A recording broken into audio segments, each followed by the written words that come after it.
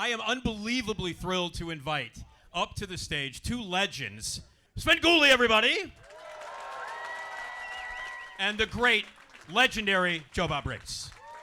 This is really a great thing because we've talked in the past about doing something together, and they kind of fell through a couple times. But this is really nice because I've always admired Bob, and I even was a guest on his show, which was very kind of him.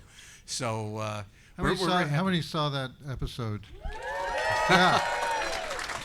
Very nice. What was your honest opinion of how Svengoolie came out of the cake? Well, yeah, I should explain that. First of all, it was like a surprise. Somebody's going to be coming out of the cake.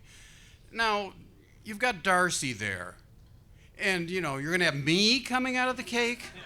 But it was a surprise for Bob. So they had this magnificently built cake, and there was one problem. They hadn't figured on me wearing a top hat, so they could close the top of it.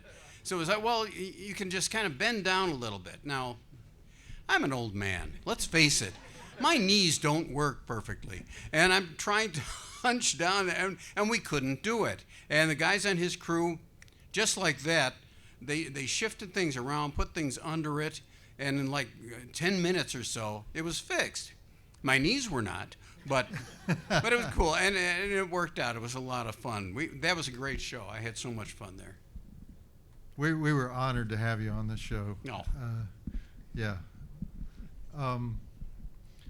So, are we going to take questions? Do we have topics here? I thought you know how this was. Actually, you know why we never did that show together? What was that? You kept rejecting the movies. we were going to show movies at the Music Box, and you said, I don't know, that's a hard R. You had restrictions on, I guess, what your overseers will let you host. Me TV is family entertainment. And they always caution me that you have to be really careful about what you're associated with. And I'm like, these are movies I would watch anyway, but, it wasn't. So Me TV didn't want you doing I Spit on Your Grave, huh? And I can't imagine why. I mean, it was perfect. We gave you Cannibal Holocaust? No. It's like, you could. Then they gave me fried green tomatoes. That was not going to be. Should we take questions? Sure. Well, we should bring up what we were asked to bring up, the anniversary. Yes. I am the spokesperson for the, as you saw in this clip, for the 90th birthday of the drive-in. The drive-in is... I also think that it's the 90th anniversary of somebody driving off with the speaker still attached to their window, too. I'm sure it is. Although at the very first drive-in in Camden, New Jersey, in 1933, the owner, Richard Hollingshead, thought that he could just put up a big screen, park the cars in front of the screen, and get the most powerful speaker that he could find, some kind of industrial level military speaker, and put it by the screen and just, shoot it out at the cars. And that was actually what they did for the first, I don't know, at least the first year. And then they figured out, no, we're gonna have to try some other solution. This is not working for the romantic comedies with it, the thing. And so, but yeah, all across the country this year, the drive-ins are celebrating their 90th birthday, and there are more drive-ins today than there were before COVID, because COVID was the best thing that ever happened to drive-ins.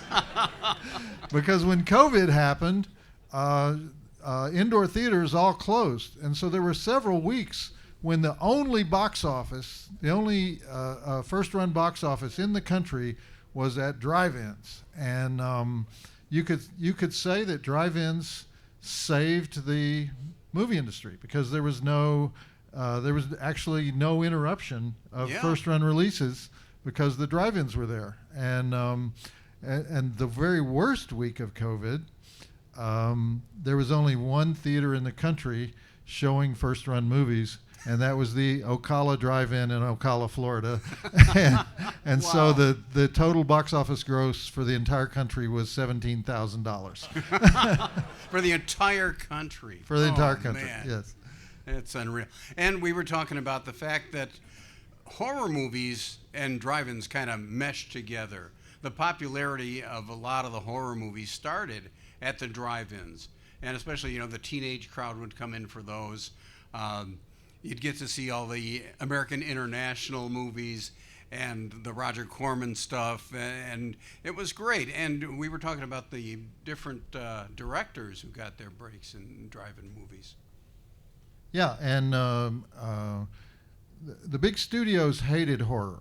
Right. Now you would think Universal would be an exception to the rule. No, even Universal, they had their classic movies and they played those to death. But but nobody really, the big stars didn't want to be associated with horror. The big directors didn't want to be associated with horror. So anytime there was a horror movie that came out of a studio, it was an exception. There were a few like House of Wax and in the 50s, but horror was a low-budget indie film thing. And so who would play those movies? Well, drive-ins would play those movies. Why would drive-ins play those movies? Because studios wouldn't give their movies to drive-ins.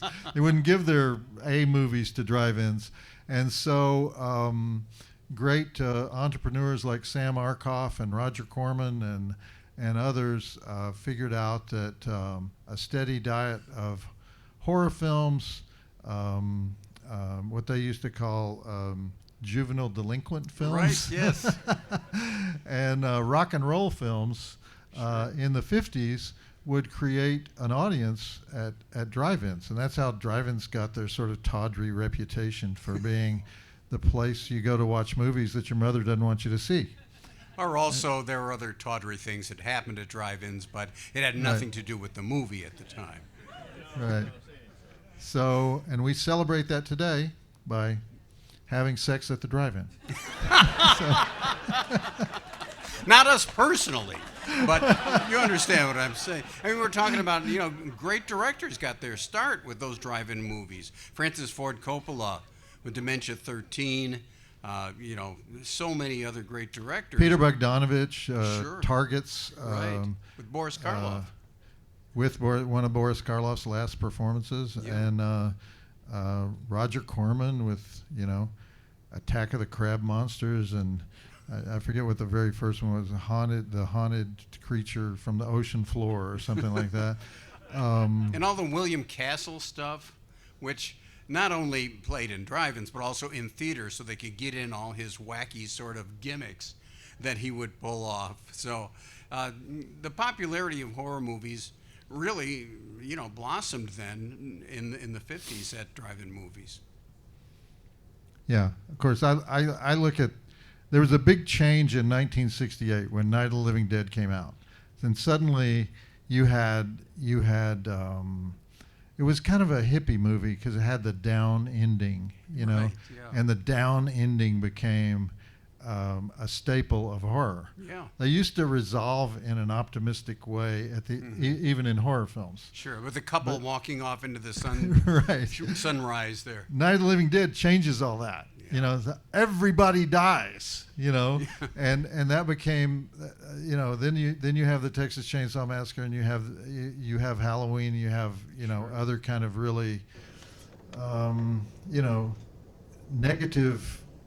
You don't necessarily feel good at the end of one of these movies. Speaking of Halloween, if I may, I know there's a bone of contention between you and Darcy about Halloween 3.